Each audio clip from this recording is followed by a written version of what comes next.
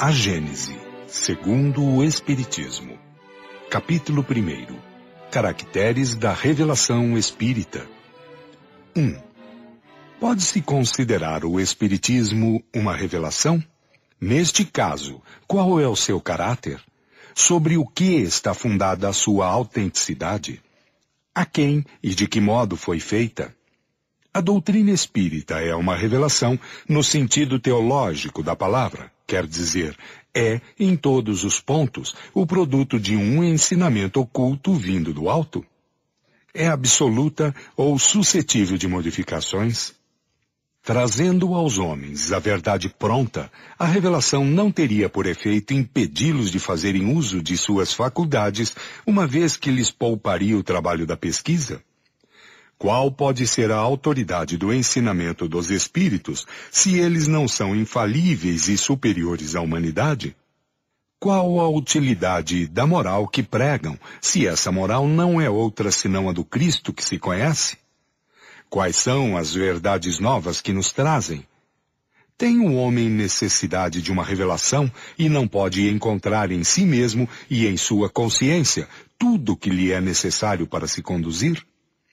Tais são as questões sobre as quais importa nos fixemos. 2. Definamos primeiro o sentido da palavra revelação.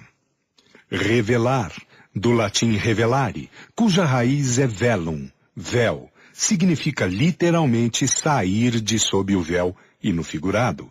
Descobrir, fazer conhecer uma coisa secreta ou desconhecida. Em sua acepção vulgar, a mais geral, disse de toda coisa ignorada que vem à luz, de toda ideia nova que se coloca na pista daquilo que não se conhecia. Deste ponto de vista, todas as ciências que nos dão a conhecer os mistérios da natureza são revelações, e pode-se dizer que há, para nós, revelação incessante. A astronomia nos revelou o mundo astral que não conhecíamos, a geologia, a formação da Terra, a química, as leis da afinidade, a fisiologia, as funções do organismo, etc. Copérnico, Galileu, Newton, Laplace, Lavoisier são reveladores. 3. O caráter essencial de toda revelação deve ser a verdade. Revelar um segredo é dar a conhecer um fato. Se a coisa é falsa, não é um fato, e por consequência, não há revelação. Toda revelação desmentida pelos fatos não é revelação, se é atribuída a Deus, e Deus, não podendo nem mentir e nem enganar, ela não pode emanar dele. É preciso considerá-la como produto de uma concepção humana. 4. Qual é o papel do professor diante de seus alunos, se não é o de um revelador?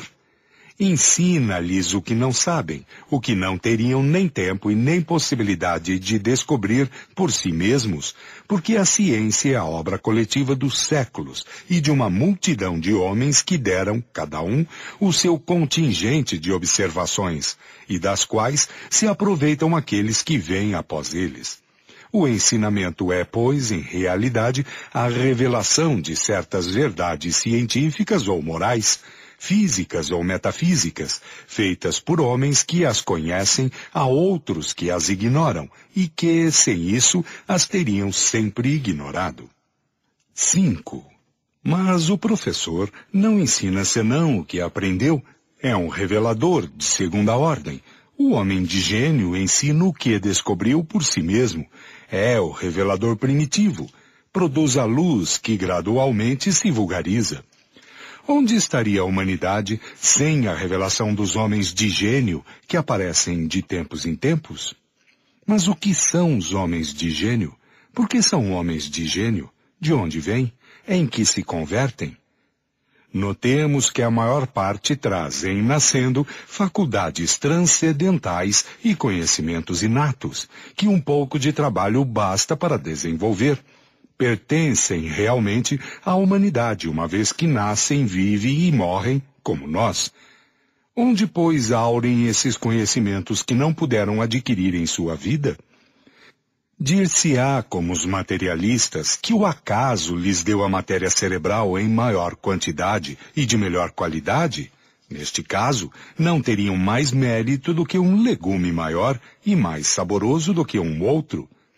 Dir-se-á com certos espiritualistas que Deus os dotou de uma alma mais favorecida do que a do homem comum.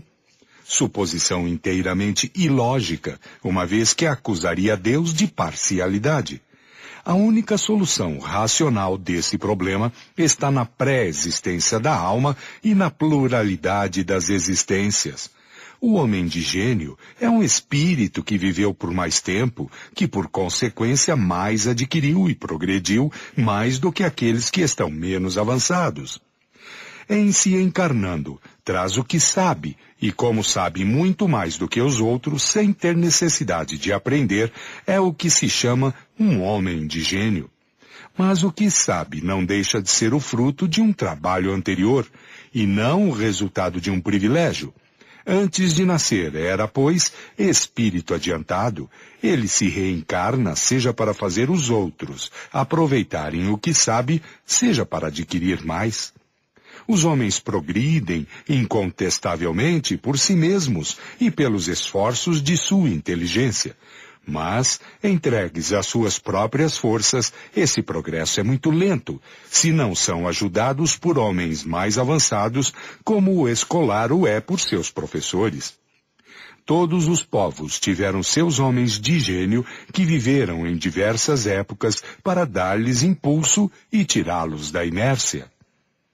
6. Desde que se admita a solicitude de Deus para com suas criaturas, por que não se admitir que espíritos capazes, pela sua energia e a superioridade de seus conhecimentos, de fazer a humanidade avançar, se encarnem, pela vontade de Deus, tendo em vista ajudarem o progresso em um sentido determinado? Que recebam uma missão igual a um embaixador que recebe uma de seu soberano? Tal é o papel dos grandes gênios, que vêm fazer senão ensinar aos homens as verdades que estes ignoram e que teriam ignorado ainda durante longos períodos, a fim de lhes dar um impulso com a ajuda do qual possam se elevar mais rapidamente. Esses gênios, que aparecem através dos séculos como estrelas brilhantes, que deixam depois deles um longo rastro luminoso na humanidade, são missionários, ou, se o quiserem, messias. As coisas novas que ensinam aos homens, seja na ordem física, seja na ordem filosófica, são revelações. Se Deus suscita reveladores para as verdades científicas, pode, com mais forte razão, suscitá-los para as verdades morais, que são um dos elementos essenciais do progresso. Tais são os filósofos cujas ideias atravessaram os séculos. 7.